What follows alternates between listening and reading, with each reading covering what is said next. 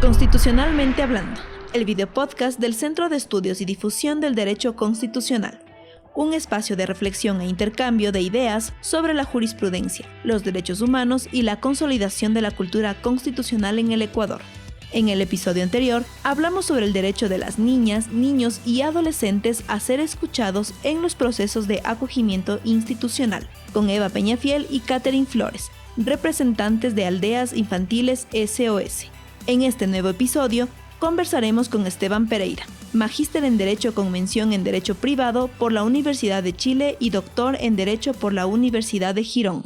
Hola a todos y todas, bienvenidos y bienvenidas a este podcast que se llama Constitucionalmente Hablando, organizado por la Corte Constitucional. Tenemos hoy a Esteban Pereira, un invitado de lujo.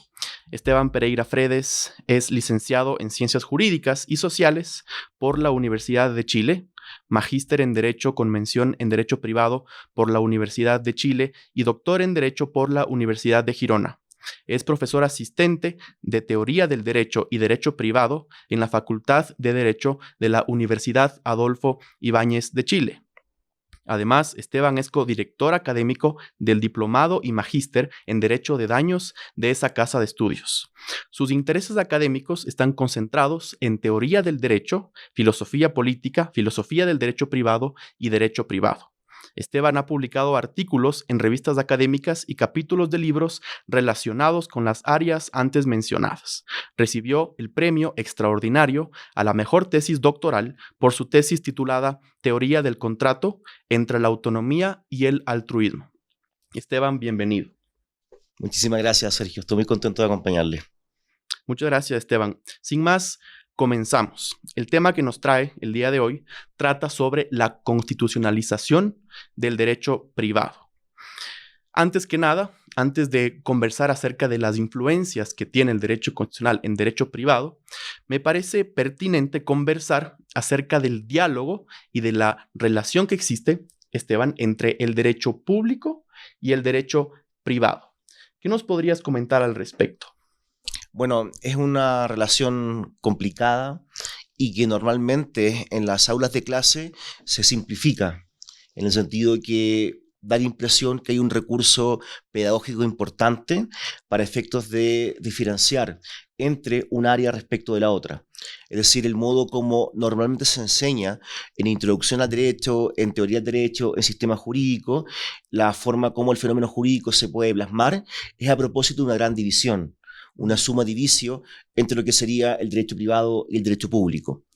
El problema es que lo que funciona muy bien pedagógicamente puede que no funcione tan bien a nivel de implementación, a nivel de falta de diálogo, a nivel, por ejemplo, de la formulación de diferencias que efectivamente muestren dos categorías que son irreconciliables.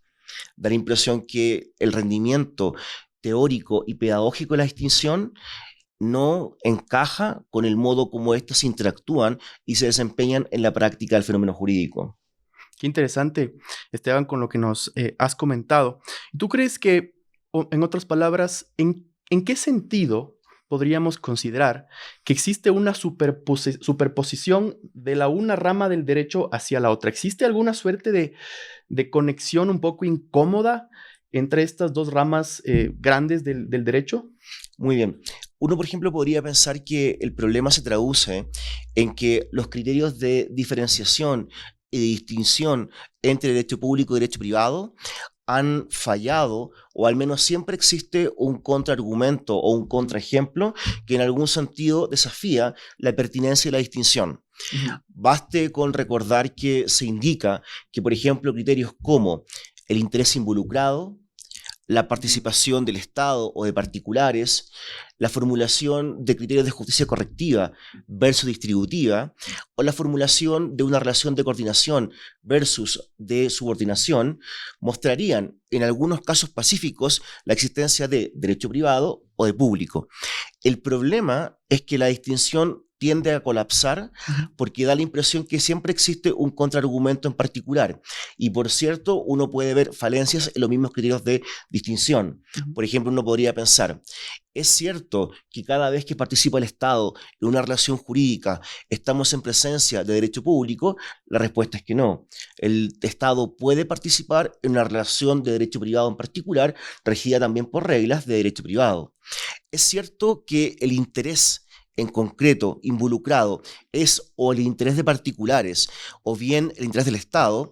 Bueno, la situación también depende. ¿Por qué? Porque uno puede pensar en el interés respecto de quién se le destina la regla jurídica y quizás pueden ser particulares, pero también se puede indicar que el interés formulado en toda regla jurídica, aun cuando su ámbito de aplicación esté delimitado en particulares, proviene de la legisladora y el legislador que están actuando en el interés común o el interés colectivo en particular.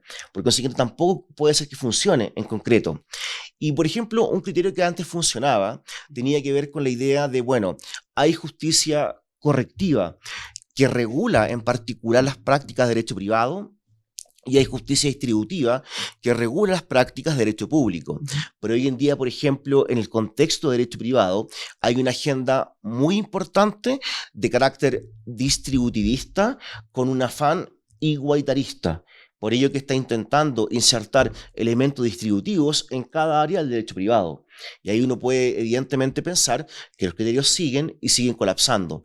También, por ejemplo, se me viene a la mente una cuestión que en algún momento funcionó, que se decía, en el derecho privado lo que rige es el principio dispositivo promovido por la autonomía privada. Por consiguiente, las partes son libres de crear relaciones jurídicas, modificarlas o bien extinguirlas. Y la cuestión se traducía en la renunciabilidad de las reglas por parte de particulares. Pero hoy en día se habla, por ejemplo, de derecho de familia, de derecho de propiedad, también de derecho de consumo, en que se habla algo así como de un orden público de protección, en el cual son reglas de derecho privado, pero de orden público. Y por ello no hay disponibilidad, sino que tampoco hay renunciabilidad y tampoco se puede modificar o alterar la regla jurídica. Y ahí uno ve que hay una regla de derecho privado, pero que tiene una lógica y un espíritu del ámbito público en concreto. También, por ejemplo, en el derecho comparado se ha puesto en duda la posible fractura o escisión entre lo público y lo privado, porque uno podría pensar que, por ejemplo, si uno considera que hay una primacía respecto del orden público en relación con el ordenamiento jurídico privado, las políticas públicas, entre comillas, deberían ser llevadas a cabo por jueces y jueces.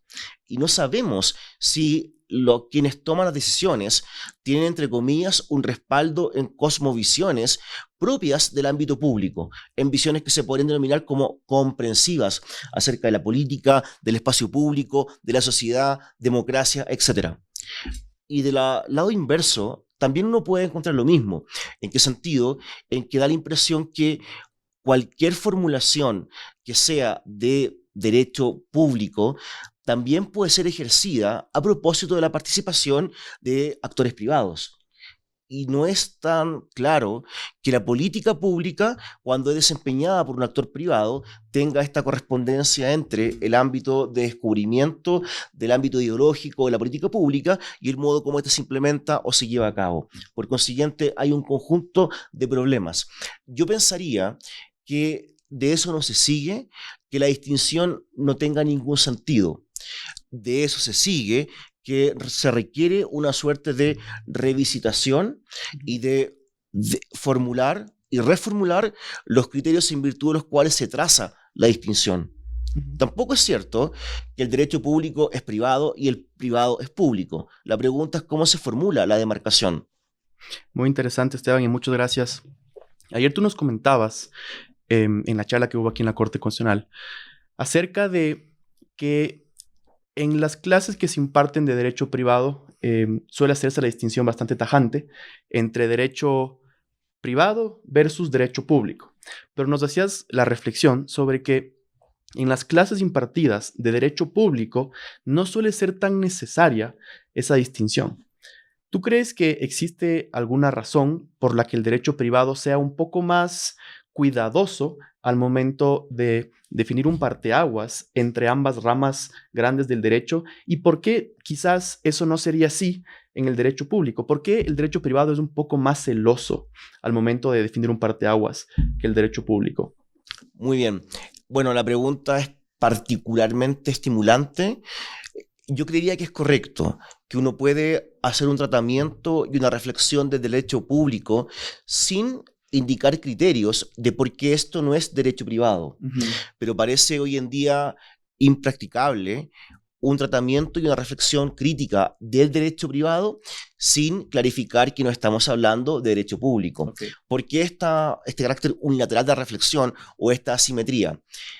Bueno, da la impresión que quienes trabajan derecho público quizás creen justificadamente o de modo injustificado que el derecho privado, bueno, es parte del derecho público o es una parte de lo que es el ordenamiento jurídico y no hay un problema de confusión, o al menos entienden que la parcela de derecho público no tiene por qué legitimarse a propósito de la distinción.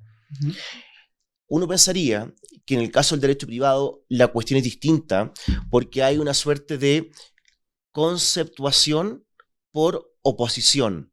¿En qué sentido? En que el derecho privado se va a conceptuar respecto de todo aquello que no es derecho público.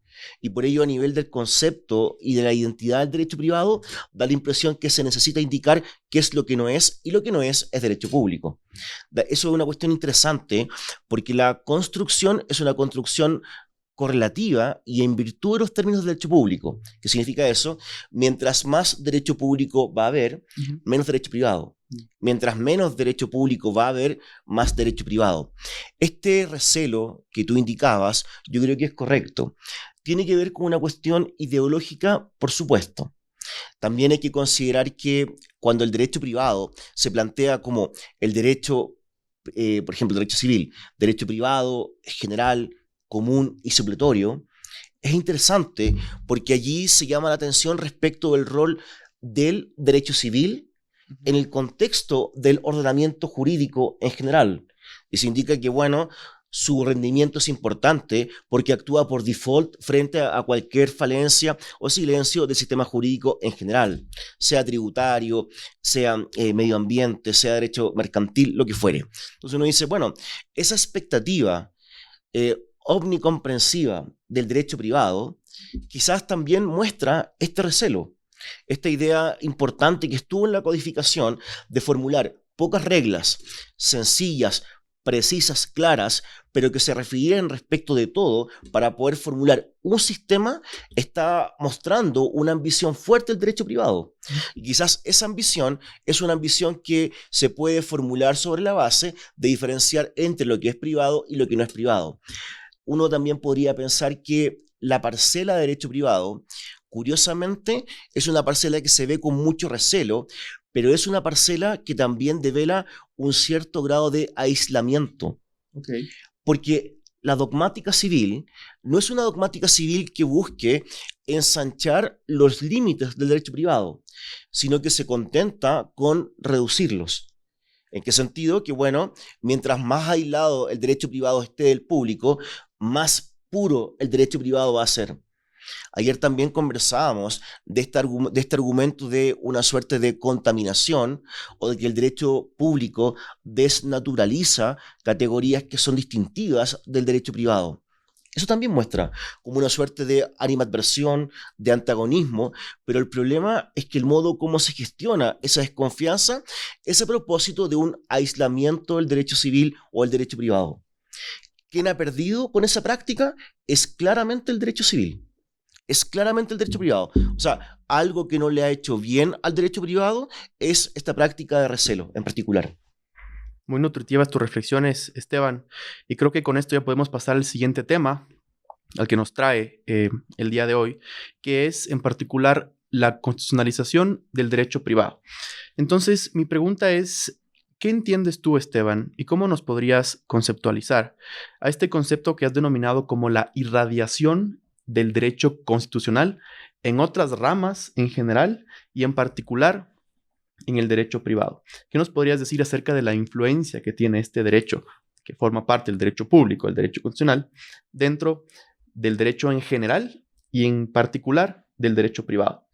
Bueno, uno podría pensar que las categorías, institutos y reglas, también principios del orden constitucional, naturalmente van a incidir en otras áreas del derecho, porque en algún sentido el derecho constitucional está comprometido con cartas fundamentales, con derechos constitucionales, límites al poder, etc.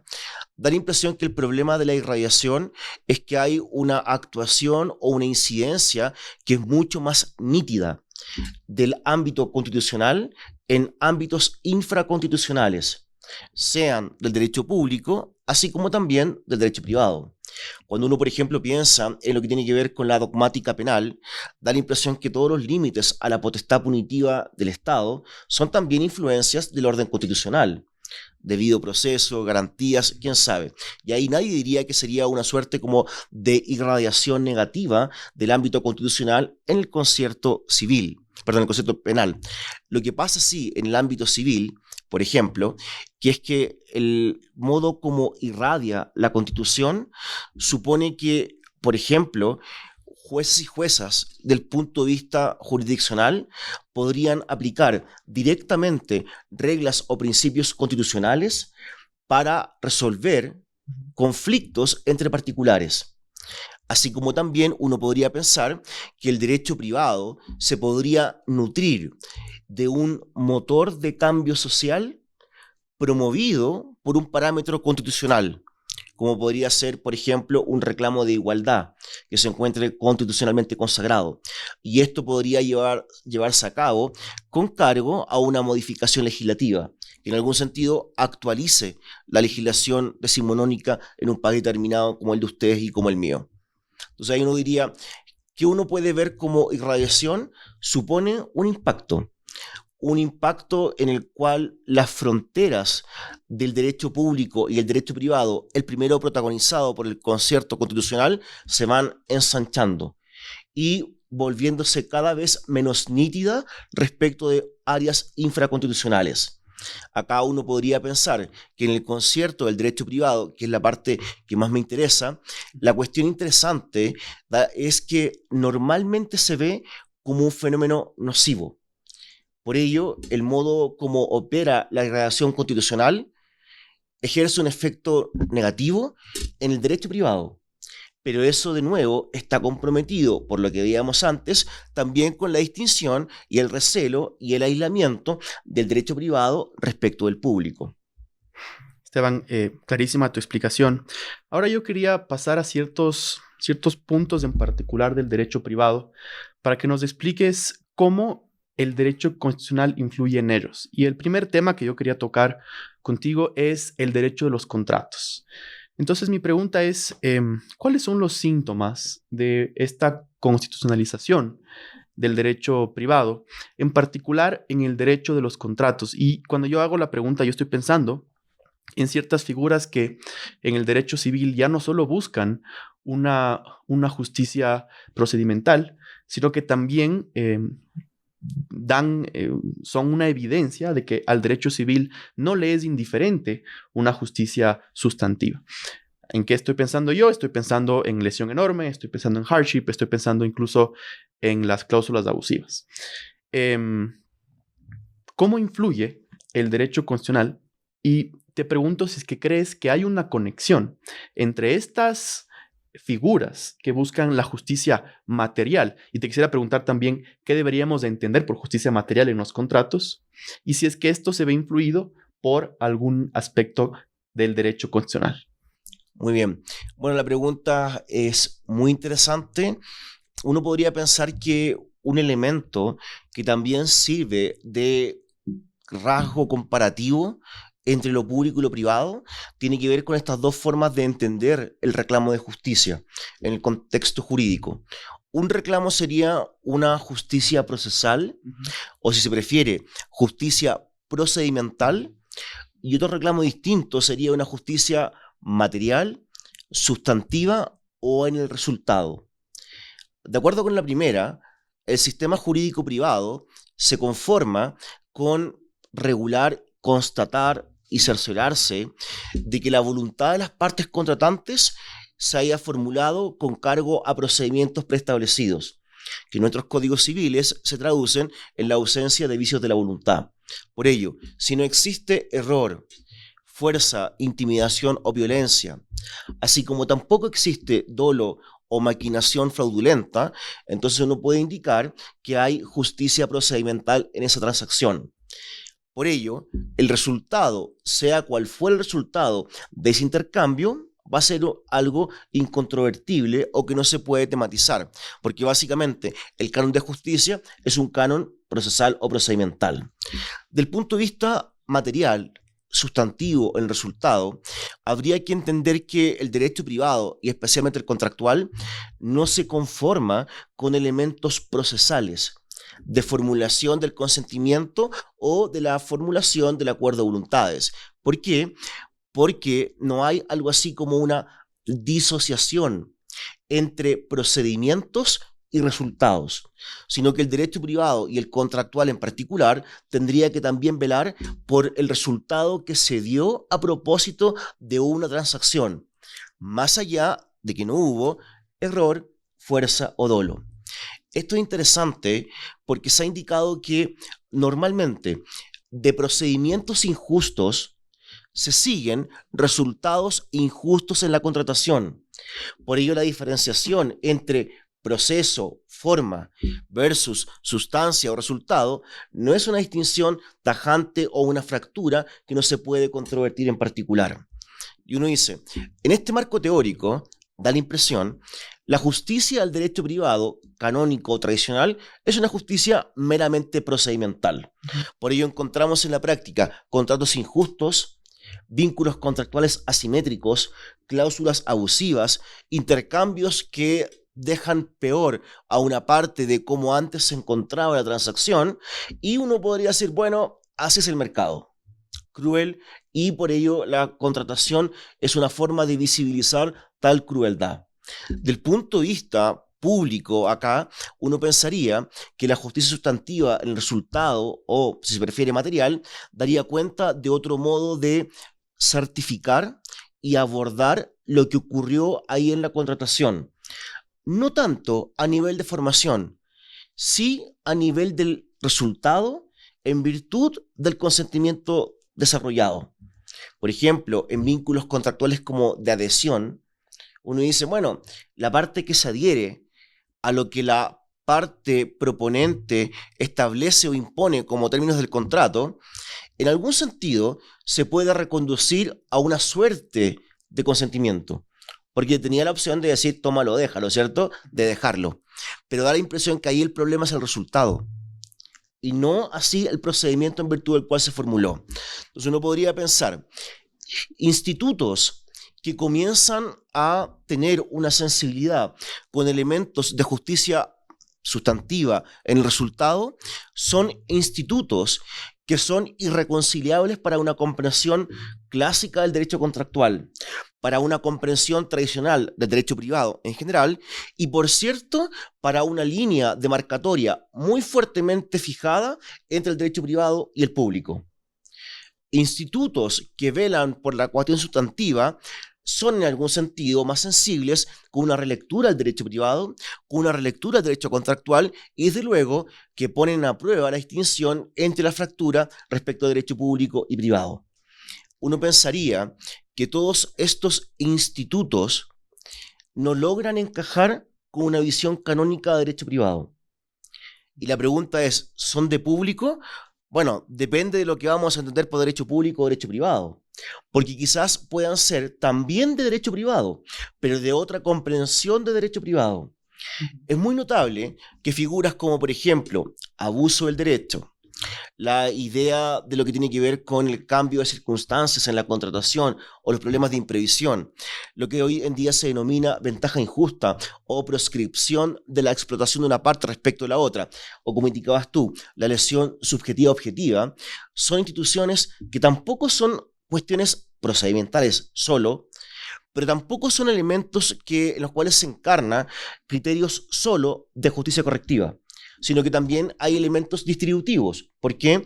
Porque las partes, a diferencia de la proclama original de que había una contratación entre iguales, acá se encuentra una situación ab initio distributivamente injusta, pero que después de la transacción es aún más injusta, pero del lente de la óptica también distributiva y quizás no meramente correctiva. Yo pensaría que institutos que han llegado a renovar el viejo derecho contractual contribuyen a mostrar otra forma de justicia, a erradicar planteamientos como el planteamiento de la igualdad entre las partes, que pareciera ser más bien una quimera o un proyecto de planificación de la codificación en el siglo XVIII, siglo XIX, y en particular muestran que la distinción entre derecho público y derecho privado ahí también se puede tematizar. Yo no diría que es por efecto de radiación constitucional que se han formulado estas instituciones en particular, pero sí se pueden leer como que comulgan mejor con un área que con la otra, no comprendida en el sentido tradicional, ¿cierto? Correcto, Esteban, y esto nos lleva a conversar ahora sobre algo que tú has descrito, entiendo que bastante, y es este fenómeno que se conoce como el declive del principio de la autonomía de la voluntad en derecho de los contratos. Primero que nada, quería preguntarte, ¿qué deberíamos entender por este declive? Y segundo, si es que crees que hay algún vínculo entre este declive de la autonomía de la voluntad del principio y el derecho constitucional. Bueno, esto es muy interesante. Hay que pensar que la autonomía de la voluntad o la autonomía privada se formuló como una suerte de dogma para la codificación y, por cierto, para la primera oleada de la dogmática civil. Hay un conjunto de teorías que se denominaban voluntaristas porque entendían que, bueno, todo lo contractual es la voluntad de las partes y por ello limitaciones, restricciones, en algún sentido conspiran con aquello que las partes han formulado como un plan personal de vida. Se ha indicado, por ejemplo, que por Lawrence Friedman, que la teoría clásica del derecho contractual se construyó bajo el alero de la teoría económica del siglo XIX. Por ello se veía a las partes, a las personas, como unidades abstractas económicas y no se preocupaba quién contrata, sobre qué se contrata, sino que básicamente un nivel muy formal de análisis, todas y todos somos iguales, y también de nivel de abstracción. Nos preocupamos de variables, como por ejemplo la parte vendedora, la parte compradora, no de María, no de Pedro. Esto es interesante porque esta abstracción suponía una forma de actuación del Estado, que era lo que en economía se formuló con la idea del laissez-faire, dejar hacer. Y por ello, que las fuerzas del mercado y la libre competencia o libre mercado se movieran y regularan el intercambio. En el contexto contractual estaba la misma idea, pero el laissez-faire se va a expresar en no intervención a la libertad contractual y a la autonomía privada, y por ello formulación de reglas de derecho privado como si fueran normas dispositivas, no imperativas. Este es el estado inicial de cosas. El problema es que con posterioridad ese auge de la autonomía privada o libertad contractual o autonomía de la voluntad muestra también un descenso o un declive. ¿En qué sentido? En que, bueno, hay cada vez más normas imperativas. Y los sistemas jurídicos también tienen restricciones respecto al modo como se formula el consentimiento para actos o negocios jurídicos. Hay que recordar que incluso en códigos súper decimonónicos como los nuestros hay reglas respecto de falta o irrenunciabilidad de derechos, cuando el derecho no está establecido solo en el interés de quien renuncia, sino que hay un interés colectivo, problemas de objeto ilícito, problemas de causa ilícita, formulación de solemnidades, y por ello hay una suerte de no autosuficiencia de la voluntad de las partes o la libertad contractual, sino que en algún sentido, bueno, es el punto de inicio, pero no el punto de llegada. El ámbito constitucional acá, evidentemente, va a mostrar una importancia y una incidencia. ¿Por qué? Porque, por un lado, podría mostrar valores sociales o públicos que desencadena una formulación de nuevos ítems, de nuevos parámetros o barreras para restringir la actuación de particulares. Pero al mismo tiempo, algunas constituciones consagran libertades económicas, libertad de iniciativa, y por ello uno podría pensar que la contratación en civil es una aplicación o una instanciación en el derecho privado de una garantía constitucional en particular. Por ello, tiene un efecto como dual. En algún sentido, fomenta la idea de la autonomía privada, pero al mismo tiempo brinda insumos para delimitar y restringir el ejercicio de esa autonomía, porque pueden haber parámetros del ámbito constitucional que se puedan internalizar en el ámbito privado y con ello ir sumando más y más elementos de restricción. Esteban, y lo que viene del podcast quisiera yo preguntarte sobre, digamos, un poco cambiando de tema, aunque a la vez no tanto, y tiene que ver con la influencia que tiene el derecho de la propiedad, o mejor dicho, la influencia que tiene el derecho constitucional en cuestiones del derecho de la propiedad. Porque como tú ayer nos explicabas y como aquí opera, en nuestro sistema tenemos un derecho de la propiedad que es bastante, digamos, omnicomprensivo. Es un derecho de la propiedad muy importante, que lo tenemos no solo sobre bienes corporales, sino que también, según el Código Civil, tenemos un derecho de propiedad sobre bienes incorporales, una especie de propiedad. Entonces, eso traería como consecuencia que, por ejemplo, todo crédito insatisfecho vulneraría de alguna manera un derecho que está en nuestra Constitución, porque el crédito es algo que el acreedor tiene en su calidad de propietario, más allá de que todavía no se transfiere el dominio de la cosa que pretende adquirir a través del contrato de compraventa, por ejemplo. Entonces parece que estamos en una situación en donde casi cualquier, por ejemplo, crédito insatisfecho vulneraría derechos que están en nuestra Constitución, pero evidentemente eso parece absurdo. Y eso parece que entonces demuestra una especie de juego entre temas de derecho privado y entre temas de derecho constitucional. ¿En dónde ponemos el parteaguas, Esteban? ¿Cómo entendemos esta dualidad, estas influencias mutuas en este aspecto, en particular en el derecho de la propiedad? Bueno, muchas gracias, Sergio. La verdad es que el caso de la propiedad es un caso interesante porque da la impresión que la propiedad no es un instituto que uno podría denominar prototípico del derecho privado, sino que da la impresión que proviene del contexto público.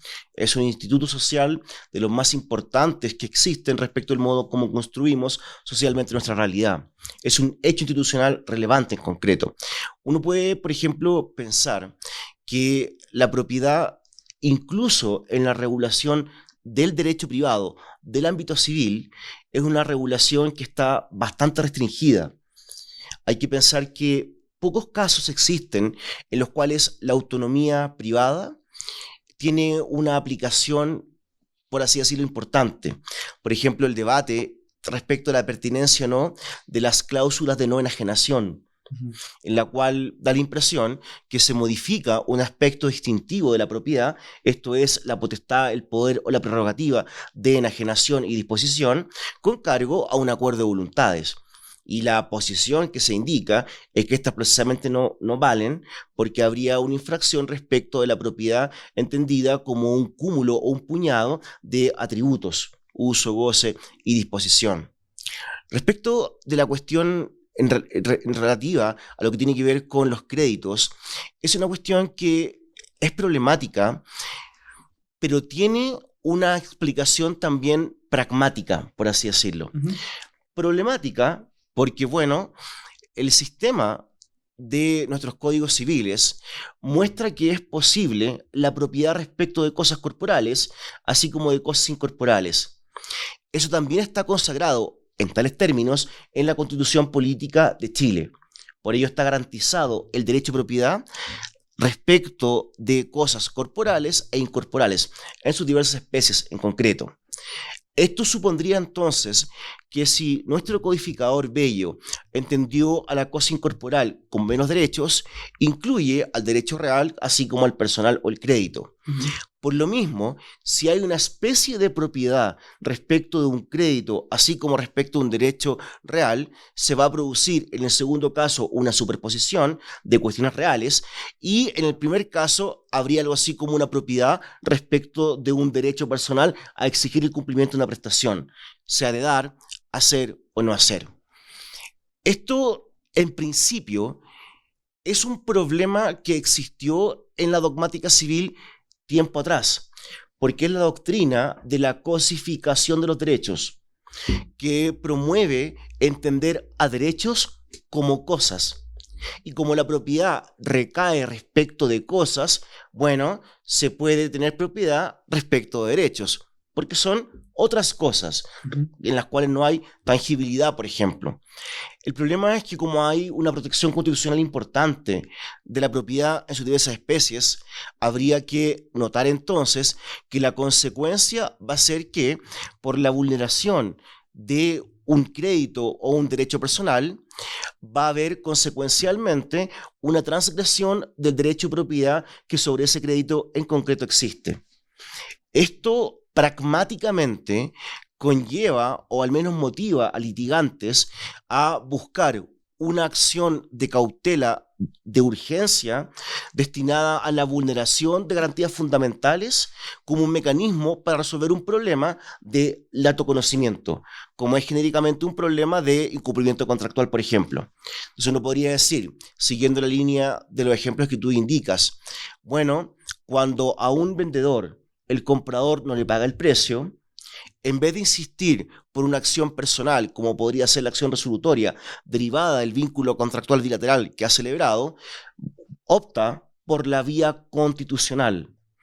Esto, por supuesto, tergiversa el tipo de conflicto que media entre el comprador y el vendedor, pero al mismo tiempo muestra que esa vía le es más eficiente para sus intereses en particular, entendiendo que acá habría una suerte de declaración de infracción de la garantía constitucional y quizás podría esta persona sospechar que se le va a obligar a la otra parte a cumplir con la prestación que se le debe.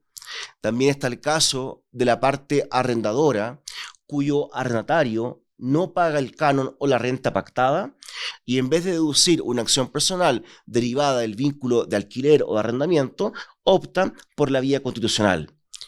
No es la vía idónea, no está pensado para este tipo de casos. Como es un procedimiento de urgencia, se evita la discusión que existe en un juicio de lato conocimiento, pero al mismo tiempo aquí hay una irradiación constitucional complicada.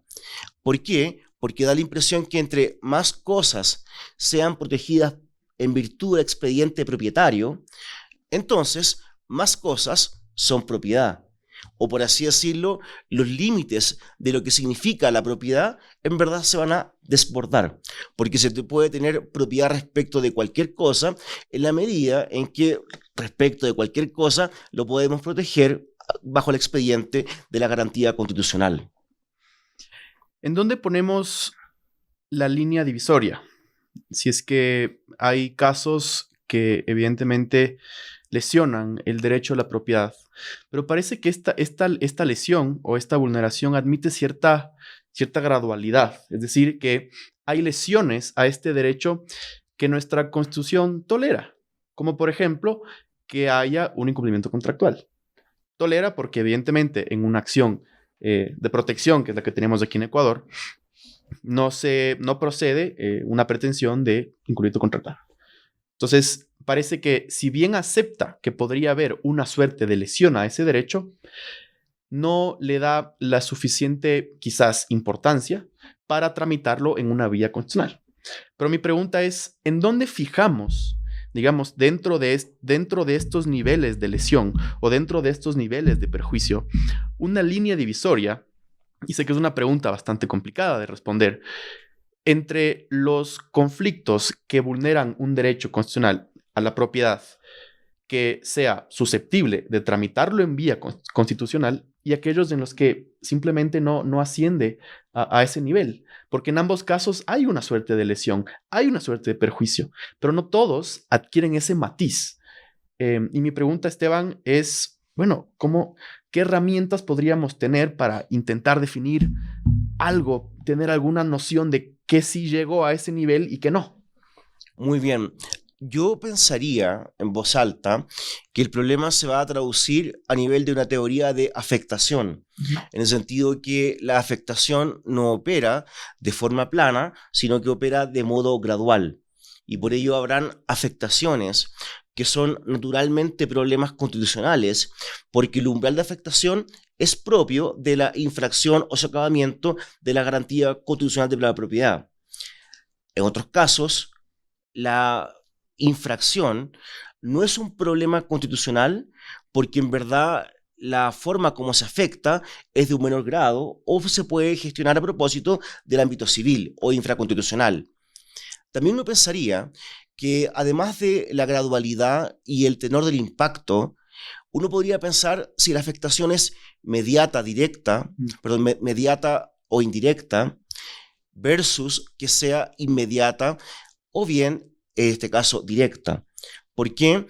Porque da la impresión que en los casos en los cuales se acude al expediente propietario para justificar la deducción de la acción constitucional de protección, allí la afectación en verdad es o mediata o indirecta respecto a la propiedad. Y uno podría pensar, no está pensado para eso en particular. Es distinto una privación total de la propiedad, directa o inmediatamente formulada, o una privación de alguno de los atributos de la propiedad, directa o inmediatamente esgrimida, que es lo que ocurre en el caso de cuando se infringe un crédito y se alega también vulneración del derecho de propiedad respecto del cual se ejercía ese crédito. Ahí da la impresión que hay un tema de recurso artificial indirecto versus constatación de una vulneración directa e inmediata de la garantía constitucional. Uno puede decir, transparentemos las cosas. ¿Es realmente la propiedad lo que ha sido vulnerado en este caso? Si la respuesta es sí, sede constitucional, con los mecanismos de urgencia plasmados para ello. Si la respuesta es no, entonces puede haber algo así como un uso artificioso del expediente propietario en particular. Esteban, muchas gracias por tu respuesta. Y ahora quiero irme a otro tema distinto, pero a la vez no tanto, que es sobre los efectos que tiene la constitucionalización del derecho en general, pero en particular cómo afecta a la configuración de los vínculos familiares. Este tema es, claro, es muy, muy discutido. Incluso hay autores como Antonio Sicu que sostienen que el derecho de familia forma parte del derecho público, pero otros sostienen que no, sostienen que sigue siendo una parte del derecho privado, en fin. Pero más allá de eso, sí existe una suerte de influencia muy importante del derecho constitucional en el derecho de familia. Tenemos en este país y también en Chile ahora matrimonio igualitario, por ejemplo. Ya no existe la distinción entre hijos legítimos e ilegítimos. Aquí en Ecuador ya no hay la preferencia materna en el caso de la tenencia y el cuidado de los hijos o de las hijas. Incluso ahora ya no hay un régimen a través del cual por default se le designa al hombre como administrador de la sociedad conyugal. Eso aquí ya no es. Entonces te pregunto si es que crees que esto es de alguna manera influido por ideas, por reclamos que vienen del derecho constitucional. Bueno, yo estoy de acuerdo con esa visión. Hay que considerar que el derecho de familia es el derecho más público del derecho privado en particular. Y es claramente un área del derecho civil que cuesta domesticar en el sentido civilista del término. Porque hay otra área, como por ejemplo derecho de sucesiones, derecho de herencias, en las cuales se formula un conjunto de limitaciones a la autonomía privada, por ejemplo en reglas a nivel de restricción de la facultad testamentaria. Pero son reglas específicas de algunos sistemas que no admiten libertad en materia testamentaria. En el contexto de familia, da la impresión que los proyectos de personales están en algún sentido tematizados de un modo distinto a como ocurre, por ejemplo, en el campo contractual. No parece haber una renunciabilidad fácil de reglas, de exigencias. Hay derechos de alimento y obligaciones alimenticias que se contraen por ley, respecto a las cuales no se pueden renunciar. Y también hay que considerar que el matrimonio como contrato es un contrato que es peliagudo para formular una comprensión contractual tradicional de esta figura. La teoría institucionalista muestra que si la propiedad es un instituto social, también lo es el matrimonio, y por consiguiente son más bien parte del ámbito público que del ámbito privado. Y si fuera un contrato, no sería un contrato como una compraventa, un arrendamiento, un contrato de mutuo o de hipoteca. ¿Por qué? Porque también la autonomía privada allí se encuentra limitada desde el momento en el cual surge la relación hasta el momento de su desarrollo y ejecución, e incluso con la idea del término. A nivel de los divorcios, que no siempre hay esquemas de divorcio libre o incausado. También hay que considerar en concreto que el derecho de familia da la impresión que se ha nutrido de una irradiación constitucional que no puede calificarse en los mismos términos como ha ocurrido esta irradiación en el concierto patrimonial. Extrapatrimonialmente, tengo la intuición que el derecho de familia o derecho de la persona, si se prefiere, es un área del ámbito del derecho privado que se ha visto favorecido por este impacto constitucional, básicamente por el reclamo de igualdad. Una igualdad que da la impresión es más sustantiva que meramente formal, como es la igualdad propia del derecho privado por vía de la codificación. Entonces uno pensaría, a nivel de matrimonio igualitario, por cierto que es un reclamo de igualdad constitucional que ha permeado legislaciones civiles, o bien que ha permeado la formulación a nivel de motor de cambio para la dictación de reglas especiales. También la falta de distinción entre, o el contraste entre hijos legítimos e ilegítimos, es de nuevo una formulación de un reclamo de igualdad, o de una noción de igualdad como falta o como ausencia de diferencia o discriminación arbitraria en particular. Por ello uno pensaría que son demandas de igualdad que se traducen en formulaciones antidiscriminatorias, que también son propias del ámbito público y, por cierto, del ámbito constitucional. Es interesante el caso del cuidado personal del hijo o hija adolescente, porque la regla normal es que haya una preferencia del acuerdo de las partes. Por ello se privilegiaría lo que sería la autonomía privada, la negociación y el consentimiento de las partes. La pregunta es qué ocurre cuando no hay acuerdo. En el primer caso es un problema básicamente de cómo se gestiona, por ejemplo, la ruptura del vínculo matrimonial o la relación afectiva en particular. La cuestión es qué ocurre cuando no hay acuerdo. Y da la impresión que cuando se atribuye per se o por default a la madre, el padre tiene un reclamo respecto de un tratamiento discriminatorio en contra de su igualdad constitucional. Y uno pensaría que si no hay una priorización o una posición preeminente ni de la madre ni del padre, de nuevo hay un reclamo constitucional que se ha instanciado de un modo correcto en particular. Será una cuestión probatoria. Tendrán que probar el padre y la madre quién tiene mejor idoneidad. Y por cierto, el niño va a ser escuchado en una posición predominante para poder indicar con cuál de los dos quiere estar en particular. Por ello ahí uno diría, la mejor forma de hacer valer el reclamo de igualdad es que, bueno, no hay una precalificación de quién sería la parte mejor, más idónea o con mayor competencia o destreza para poder estar ahí con el niño. Y respecto de lo último, esto es una modificación entonces ecuatoriana en el Código Civil. En Chile se ha promovido que hay evidentemente una falta de constitucionalidad del régimen de sociedad conyugal. básicamente por el modo como el marido administra los bienes de la sociedad, así como especialmente los de la mujer. Aquí uno podría pensar que hay una infracción a el valor de la igualdad constitucionalmente garantizado con cargo a un régimen de administración patrimonial. ¿Y cómo uno pensaría que esto se puede corregir? Conceptualmente no se puede corregir, porque Bello pensó la sociedad conyugal en términos de una sociedad en la cual el marido varón administraba y llevaba los negocios de la mujer. En Chile, hasta el año 89, la mujer era relativamente incapaz. Por ello, podía actuar por una forma de protección que sería la autorización junto con la representación. La autorización, por cierto, Bello estaba pensando en que se la otorgaba el marido, quien administraba la sociedad conyugal. Por ello uno pensaría que allí no hay una solución, como buscamos en el caso del cuidado personal, que podemos encontrar la solución igualitaria que haga justicia a la demanda de igualdad constitucional.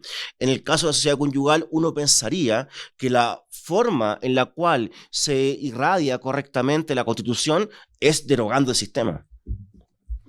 Qué interesante, y esto me trae a la mente justo lo que dices con respecto al matrimonio, que aquí en Ecuador, cuando el matrimonio igualitario se instauró jurisprudencialmente a través de la Corte Constitucional, el Código Civil también reformó ese artículo, el 81, el Código Civil, que le quitó al matrimonio, le quitó la procreación del matrimonio como uno de sus fines. Es decir, no solo cambió el tema de que ya no es entre hombre y mujer, sino que también modificó la esencia un poco de la figura, quitándole el fin de la procreación. Entonces, esto me hace acuerdo a lo que comentas sobre la sociedad conyugal, sobre si es que este régimen en donde ya no hay un hombre y una mujer parece ajeno a la idea que Bello tuvo de una sociedad conyugal. Es muy interesante y muy provocadora tu idea, Esteban, y muchas gracias. Ahora quería yo hacerte otra pregunta, Esteban, acerca de cuáles son las amenazas que experimenta el derecho privado con ocasión de una posible sobreconstitucionalización de su estructura. ¿Por qué pienso yo esto? Porque evidentemente una constitucionalización del derecho privado implica, de alguna manera, una especie de amenaza en contra de la autonomía de la voluntad. Porque las relaciones de derecho privado sufren o experimentan una amenaza de este tipo, porque la voluntad se encuentra de alguna manera mermada con ocasión de proteger algún interés particular que se tenga al respecto. ¿En dónde ponemos, Esteban, esta línea divisoria sobre hasta dónde debería o podría el derecho constitucional irradiar el derecho privado, para que el derecho privado no se convierta, quizás es algo bueno, quizás es algo malo, en un derecho privado excesivamente imperativo, en donde la voluntad de las partes, que antes era la protagonista, ahora pase a un segundo plano bastante secundario? ¿En dónde... ¿Cómo abordamos este posible problema que quizás ni siquiera lo es, Esteban? Bueno, muchas gracias, Sergio. Hay que considerar en particular que dificultades o riesgos, amenazas de la irradiación constitucional en el contexto privado se han notado casi a nivel de consenso en cuáles serían estos problemas. Se ha indicado problemas de activismo judicial, se ha indicado problemas de vulgarización del derecho privado, por ello una idea de transgredir o amenazar la técnica y pureza de la categoría conceptual del derecho privado, y por ello también se ha pensado una suerte de autarquía constitucional, en la cual el ámbito constitucional básicamente absorbe todo y todo opera en virtud de su racionalidad, esquemas, directivas, etc. Uno pensaría que más allá de estos problemas, que habrá que tematizarlos de modo separado y ver el impacto del rendimiento que cada uno de estos tiene realmente, en el caso en el cual el área del derecho privado del cual estemos hablando se haya constitucionalizado, hay que considerar en concreto que, bueno, quizás pueden haber mayores restricciones, interferencias e intervenciones en lo que tiene que ver con el ámbito del derecho privado a propósito de la autonomía privada.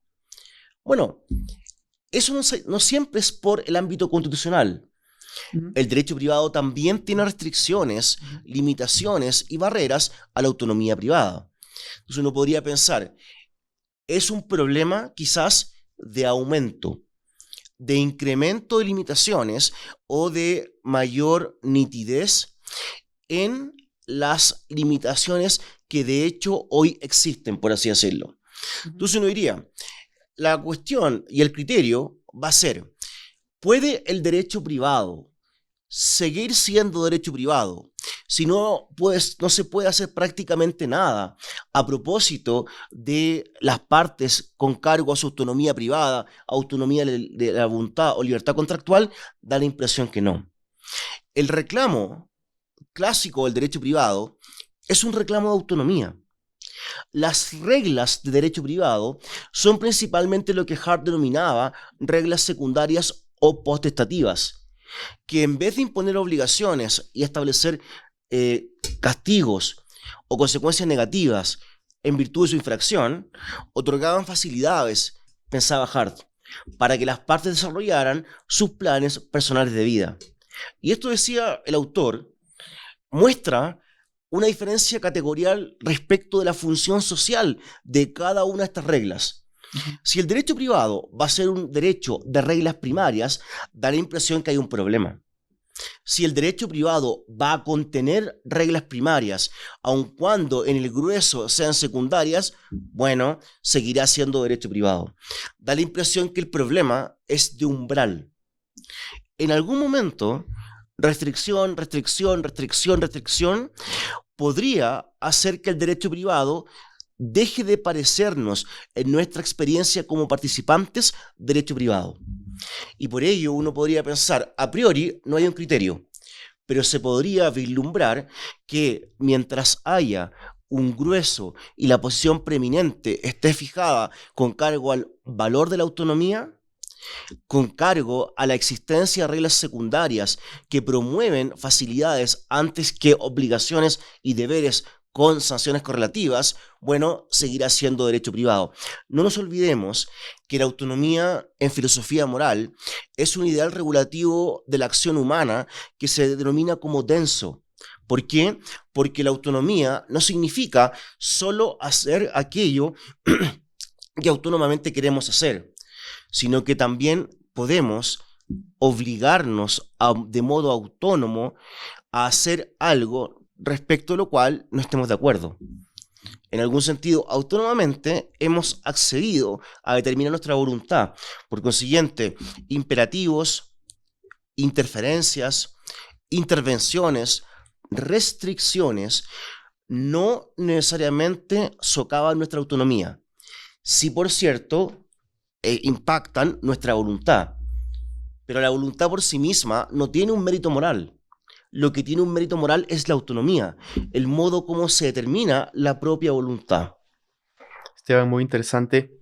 Y un poco para ir concluyendo con este podcast, creo yo preguntarte, bueno, ¿en qué quedamos con el derecho privado? ¿Qué lecciones nos podría dejar estas influencias? ¿Y qué agenda tenemos al respecto? ¿Qué objetivos en el estudio del derecho privado podrían generarse a propósito de estas influencias que estás identificando? Yo pensaría que, para concluir, que el derecho privado se haya constitucionalizado o que se puede constitucionalizar no es una noticia por definición negativa.